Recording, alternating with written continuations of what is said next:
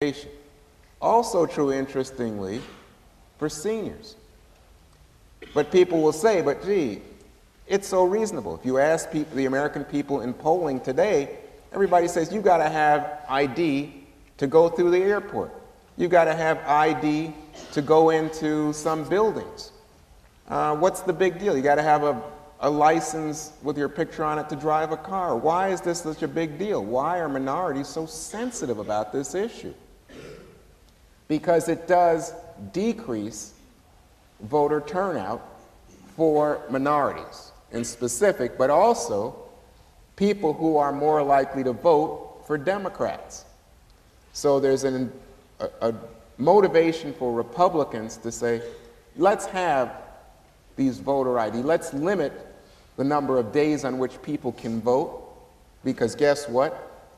A lot of the minority folks are working 2 jobs, 3 jobs. They find it hard to vote on a Tuesday in November, but on the weekends before the churches organize and they get people to the polls, and suddenly you see the numbers start to rise. In the 2012 race, for the first time, there was a higher percentage of black voting than white voting in this country. That doesn't help Republican candidates. So you see Republicans saying, well, we can limit the number of days people can vote, we can limit the hours for voting on election day, and we can demand these higher level photo ID for voters on election day at the polls. And this is being interpreted then by a lot of people, especially folks who are involved with the civil rights movement, as a return to some very dark old days in our history. But that's the reason that it strikes such a resonant and divisive chord right now in 2014. But all of what you said, Juan, I don't disagree with anything you said. As a matter of fact, I said that I'm all in favor of the right to vote. It's important, we need it. I'm trying to figure out why, since we voted as if our lives depended on it last time. You talked about the greater turnout, da-da-da-da-da. Why is the black unemployment rate still twice as high as white? Why is it as high as it was in 1964? Why do we have all these people in prisons? Why do we have the bad education we have? Why hasn't the right to vote? And I'm saying that the right to vote is great, but it seems not to translate into these other things that ordinary people need in their lives, and that we need to do something else. And I think the something else is we need a social movement. You make social change by having social movements, and you don't get it just by spending all your time talking about voting. And that's what politicians, they like for us to spend our time doing that. Because if we spend our time doing that, then we don't have time to have social movements to do anything.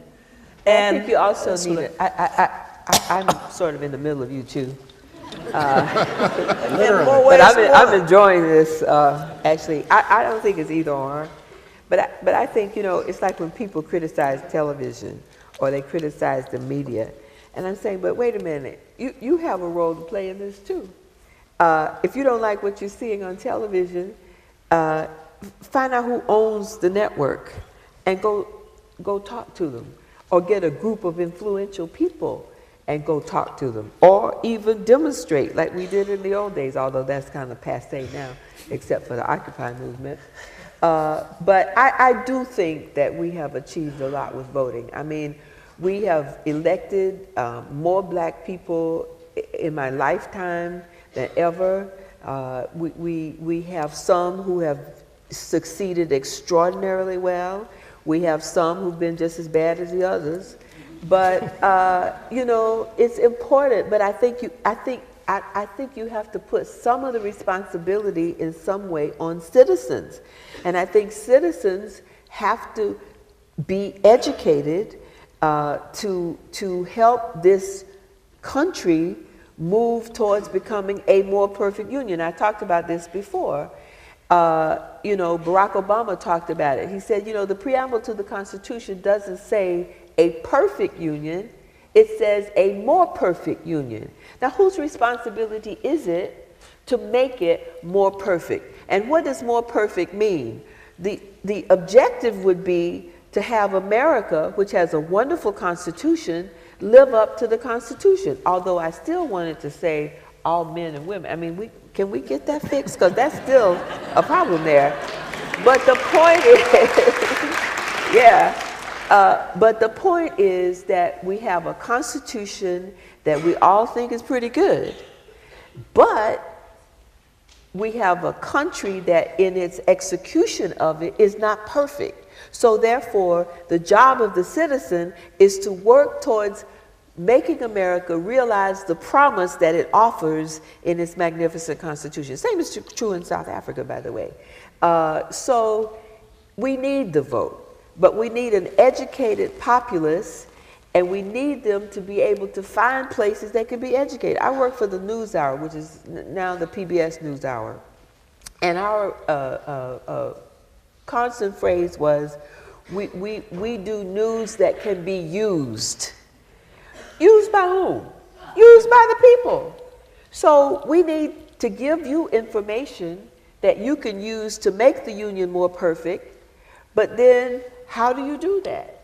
You do that by being informed and holding us accountable, and when we're not informing you in the way that you should be informed in order to make good decisions, you need to stand up and speak. I still believe that the people in this country are responsible for what it is and what it can be.